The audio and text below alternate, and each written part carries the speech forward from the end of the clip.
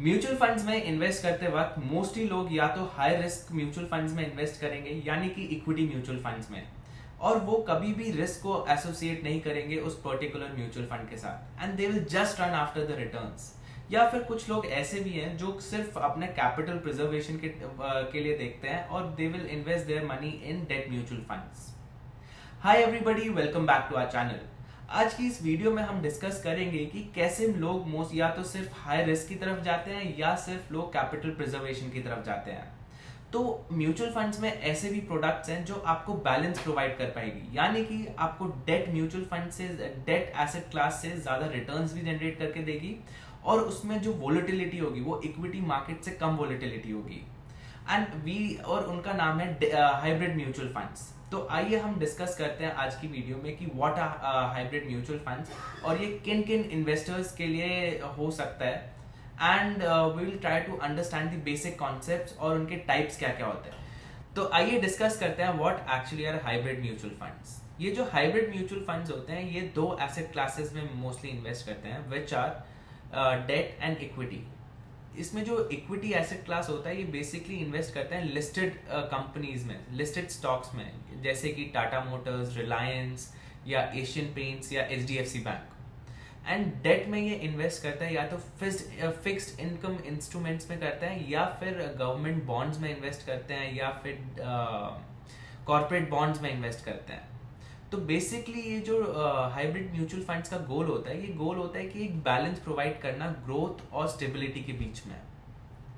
आप बेसिकली ये जो हाइब्रिड म्यूचुअल फंड्स है, आप इसको मैं आपको एक्सप्लेन कर सकता हूँ एक एग्जांपल के थ्रू। बहुत इंटरेस्टिंग एग्जांपल है।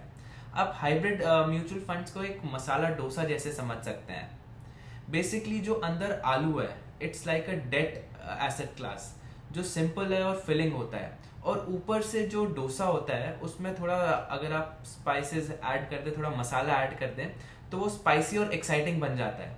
दोनों मिलके आपको टेस्ट भी प्रोवाइड करता है और आपका पेट भी भर जाता है। तो बेसिकली ये आपको बेसिकली थोड़ा डेट एसेट क्लास से थोड़ा हाई रिटर्न्स भी देगा और आपको इक्विटी की वोलेटिलिटी से बचा के भी रखेगा।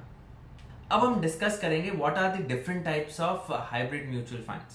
सो the first one is conservative hybrid fund. इसमें मोस्टली जो इन्वेस्टर का पैसा होता है उसमें से 10 to 25% जो पैसा होता है वो इन्वेस्ट किया जाता है टुवर्ड्स इक्विटी, और जो बाकी रिमेनिंग अमाउंट है यानी कि 75 to 90% जो पैसा होता है इन्वेस्टर का वो इन्वेस्ट किया जाता है टुवर्ड्स डेट। ये फंड्स जो है ये सबसे ज्यादा सूटेबल है for risk averse investors. Risk averse investors वो इन्वेस्टर्स होते हैं जिनको सिर्फ प्रॉफिट समझ आता है और लॉस समझ बिल्कुल भी नहीं आता, जो सिर्फ अपने इन्वेस्टमेंट्स पे प्रॉफिट ही देखना चाहते हैं और अगर लॉस हो तो वो एकदम से एग्जिट कर जाते हैं। रिस्क एवर्स इन्वेस्टर्स वो इन्वेस्टर्स होते हैं, और जो बेसिकली चाहते हैं कि उनको एफडी, आरडीज या डेट म्यूचुअल फंड से थोड़ा एक्स्ट्रा रिटर्न मिले बट उसमें इक्विटी की जैसी वोलेटिलिटी ना हो, तो ये फंड्स उनके लिए सूटेबल है।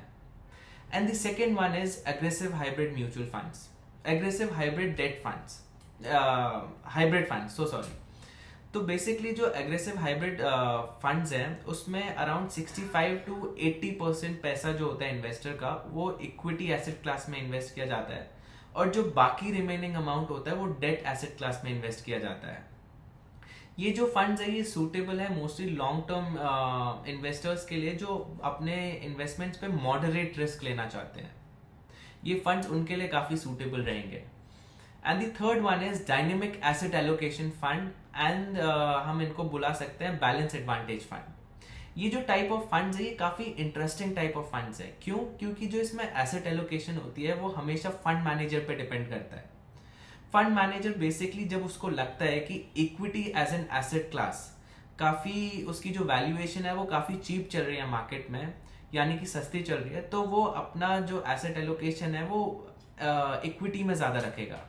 फॉर एग्जाम्पल अगर उसे लगता है कि इक्विटी मार्केट्स में अभी 100 रुपए की चीज आपको 50 रुपए या 40 रुपए में मिल रही है, डीप डिस्काउंट में मिल रही है, या जब बेसिकली मार्केट में क्रैश आता है उस वक्त 100 रुपए की चीज अगर आपको 50 या 40 रुपए में मिल रही है तो वो अपना मेजॉरिटी जो एसेट एलोकेशन है वो पार्क करेगा इन इक्विटी एसेट क्लास।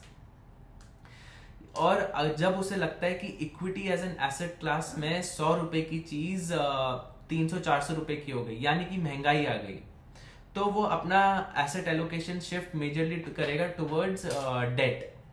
तो बेसिकली इसमें सारा एसेट एलोकेशन का जो गेम है वो हमेशा फंड मैनेजर पे डिपेंड करता है। इसमें कोई भी fix type of asset allocation नहीं होती, और इसमें फंड मैनेजर के हिसाब से हमेशा एसेट एलोकेशन जो है वो चेंज होती रहती है। और जो अलग अलग एएनसीज है, यानी कि एसेट मैनेजमेंट कंपनीज है, उनकी अपनी अपने तरीके होते हैं एसेट एलोकेशन डिसाइड करने के, तो वो उस हिसाब से एसेट एलोकेशन डिसाइड करते रहते हैं। And the last one is multi asset fund. ये भी काफ़ी interesting type of hybrid funds है, क्योंकि इसमें हर टाइप का बेसिकली एसेट क्लास होता है।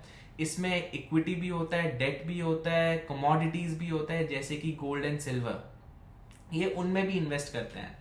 तो बेसिकली जब मार्केट में काफ़ी वोलेटिलिटी होती है, यानी कि जब इक्विटी गिरता है, तो उस वक्त डेट आपको स्टेबिलिटी प्रोवाइड करता है, और जो गोल्ड एंड सिल्वर है तो वो हमेशा इक्विटी मार्केट्स के ऑपोजिट चलता है। यानी कि जब इक्विटी गिरता है तो डेट गोल्ड बढ़ता है, और गोल्ड बढ़ता है, और जब इक्विटी गिरता है इक्विटी बढ़ता है तो उस वक्त गोल्ड गिरता है।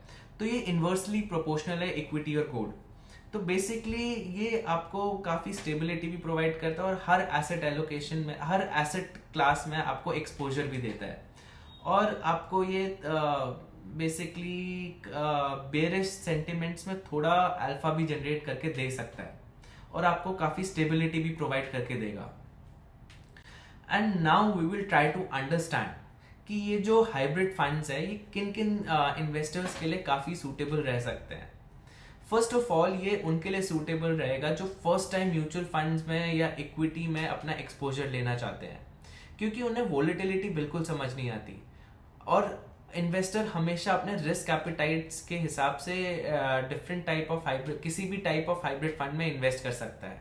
अगर उसको ज़्यादा वोलेटिलिटी चाहिए तो वो अग्रेसिव हाइब्रिड फंड में जा सकता है, अगर उसे कम वोलेटिलिटी चाहिए तो वो कंजर्वेटिव हाइब्रिड फंड में जा सकता है, या फिर अगर उसको पता नहीं कि अपना एसेट एलोकेशन क्या रखना है तो वो हमेशा बैलेंस एडवांटेज फंड की तरफ जा सकता है, या फिर अगर उसको गोल्ड में भी इन्वेस्ट करना है तो वो मल्टी एसेट की तरफ भी जा सकता है। तो उसमें हर वैरायटी है। तो जब इन्वेस्टर जिसको कुछ नहीं पता क्या करना है, तो वो इसमें से कोई भी टाइप ऑफ फंड सेलेक्ट कर सकता है अपनी चॉइस का। And the second one is कि इसमें रिटायर्ड इन्वेस्टर्स, यानी कि जो लोग रिटायर हो जाते हैं आफ्टर 60s या 50s, जो लोग होते हैं जिनको बेसिकली कोई भी टाइप ऑफ इनकम नहीं होती, वो इन फंड्स में इन्वेस्ट कर सकते हैं, क्योंकि उनका मेन गोल होता है कैपिटल प्रिजर्वेशन, और फिर सेकेंडली उनका गोल होता है कि अपने जो कैपिटल है उसको कैसे ग्रो कर सकते हैं। तो वो अपने रिस्क एपेटाइट के हिसाब से कोई भी टाइप ऑफ हाइब्रिड फंड में इन्वेस्ट कर सकते हैं। And the third one is long term investors. मैंने लॉन्ग टर्म इन्वेस्टर्स इसलिए बोला कि जो लॉन्ग टर्म इन्वेस्टर्स होते हैं वो 5-6-7 साल से ज़्यादा के लिए इन्वेस्ट करते हैं, और उनके पास ऑलरेडी हाई रिस्क या रिस्क वाले फंड्स होते हैं जो प्योर इक्विटी एसेट क्लास में इन्वेस्ट करते हैं।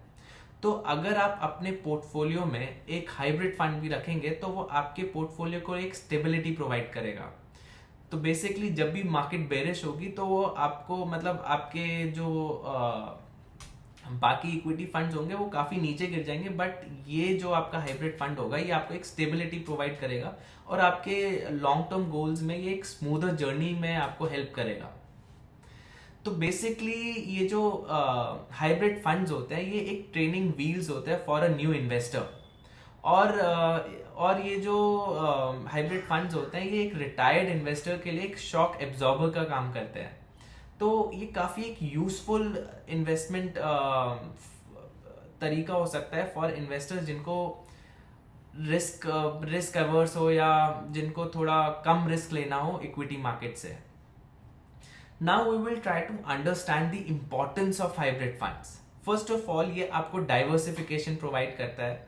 सेकेंडली, अगर आप बैलेंस एडवांटेज या डायनेमिक एसेट एलोकेशन फंड्स की तरफ जाते हैं तो इसमें ऑटोमेटिक रीबैलेंसिंग होती है। थर्ड, इसमें टैक्स बेनिफिट्स भी होते हैं। फॉर एग्जाम्पल, अगर आपके पास 1-2 साल का पैसा है और आप डेट में नहीं जा सकते क्योंकि आप 30% टैक्स स्लैब की तरफ आते हैं, तो आप क्या कर सकते हैं, आप कंजर्वेटिव हाइब्रिड फंड्स में पार्क अपना पैसा कर सकते हैं, क्योंकि उसमें अराउंड 10 to 25% जो आपका पैसा है वो इक्विटी में सिर्फ 10 to 25% इन्वेस्ट होता है, बाकी आपका डेट एसेट क्लास में होता है। तो इसमें आपका डाउनवर्ड मतलब इसमें लॉस होने के चांसेस आपके काफ़ी कम हैं। एंड थर्ड वन इज कि इसमें लो मेंटेनेंस है, यानी कि पीपल जिन लोगों को कोई आइडिया नहीं है क्या करना है, तो वो कोई भी टाइप ऑफ हाइब्रिड फंड लेके आराम से चिल कर सकते हैं, बैठ सकते हैं और उन्हें कोई टेंशन लेने की ज़रूरत नहीं है।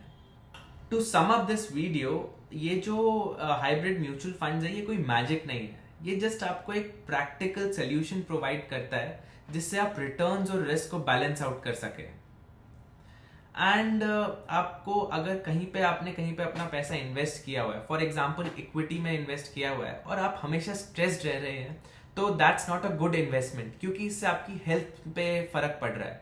तो अगर आपको काफी स्ट्रेस हो रहा है और आप स्ट्रेस में रह रहे हैं, तो you should exit that investment और आपको अपना पैसा कहीं पे पार्क करना चाहिए जो आपके लिए टोटली स्ट्रेस फ्री हो। एंड हाइब्रिड म्यूचुअल फंड्स में be a solution for you, तो आप इनमें इन्वेस्ट कर सकते हैं और इनको एक्सप्लोर कर सकते हैं। काफ़ी सारे हाइब्रिड म्यूचुअल फंड्स हैं मार्केट में, तो you can explore these funds. And अगर आपको लगता है कि इस वीडियो ने आपकी लाइफ में कुछ वैल्यू ऐड किया, तो please do like, share and subscribe our channel. Thank you.